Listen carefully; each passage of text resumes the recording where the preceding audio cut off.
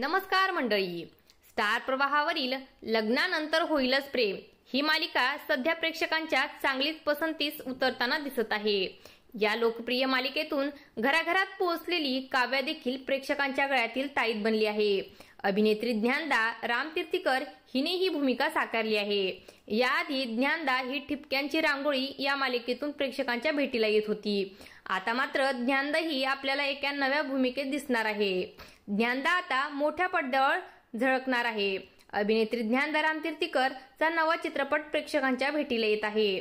तिच्यासोबत timepass fame Dagdu म्हणजेच अभिनेता प्रथमेश परब हा मुख्य भूमिकेत असणार आहे. या नव्या जोडीची केमिस्ट्री पाहण्यासाठी प्रेक्षक प्रचंड उत्सुक आहेत. प्रथमेश परब आणि ज्ञानदा रामतीर्थीकर यांची प्रमुख भूमिका असलेला मुंबई लोकल हा चित्रपट 11 जुलै रोजी प्रदर्शित होणार आहे.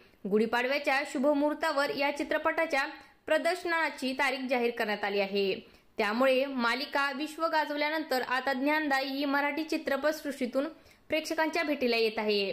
त्यामुळे तिच्या या नव्या प्रवासासाठी चाहत्याकडून तिला शुभेच्छा देण्यात आल्या आहेत.